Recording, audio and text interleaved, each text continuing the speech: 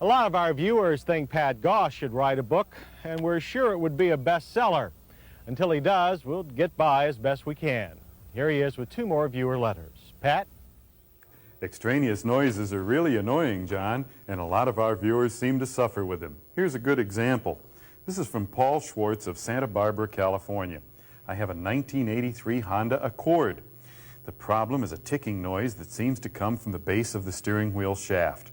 I've heard that speedometer cables make such noises, but I don't know if this is the case. Your comments are most welcome.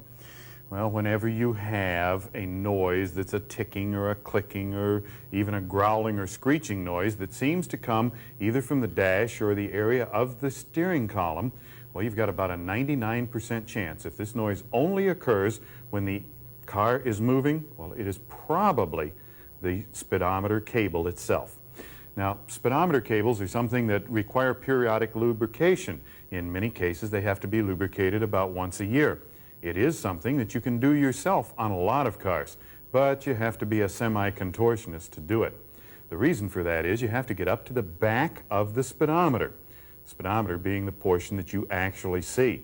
See, connected to the back of the speedometer is a speedometer cable. This cable leads from the speedometer down to the transmission of the car. Now, actually, what we're looking to disconnect up here is the speedometer cable housing, which is what we see. It'll have a clip, or sometimes it'll have a little nut on the end of it that you have to loosen. Now, the reason that you have to do this is you have to get to the cable, which is actually inside the housing, up here in the end of it. And on most cars, well, this cable has to come out of the housing on the speedometer end. So, on other cars, though, like this Honda, and there are a few of them, they have to come out of the transmission end. And that means that you have to disconnect it from the transmission on those cars.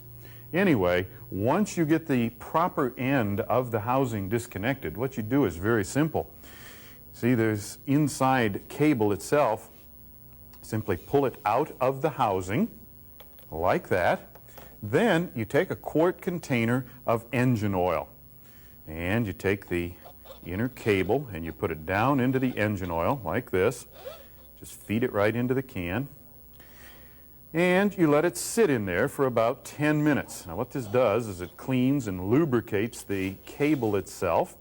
After it has been sitting for a while, you take it out, take a rag. You want to hold the rag under it because it's going to be kind of messy. Put it back into the housing and then reinstall the housing, and your noise should be gone.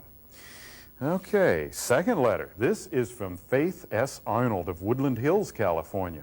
I have a strange sloshing sound in my 1983 Mazda when I brake. It sounds like a partially full container of water being shaken. My brakes have been replaced, and I've taken the car back to my mechanic and to Mazda mechanics on several occasions with no resolution to date. I would appreciate any suggestions.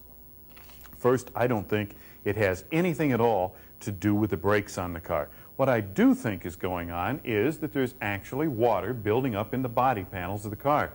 You see, in the bottoms of the doors and the rocker panels and the quarter panels and so on, there are drain holes.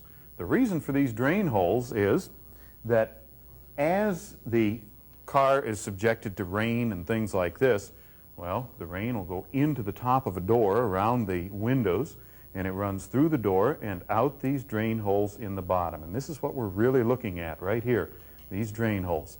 If the drain holes get plugged up, then the water stays inside the door or the quarter panel or rocker panel, whatever panel it happens to be.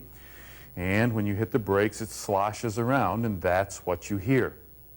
Now, this is something you can take care of yourself. You can do it right in the driveway. All you have to do is just slide your head under the edge of the car, and you look at these drain holes. And if you find one that's clogged, well, you take a small screwdriver or coat hanger or something, and you simply poke it up into the hole to open the hole up. Oh, one thing that you don't want to do, you don't want to be looking straight into that hole when you do it, because if there is water on the other side of it, you're going to get a face full of water. Well, if you have problems with water in your body panels or any other part of the car, I would like to hear from you. And if I select your letter to be answered, I'll send you a Motor Week t-shirt. The address is Motor Week, Owings Mills, Maryland 21117. That's Motor Week, Owings Mills, Maryland 21117. When you buy a new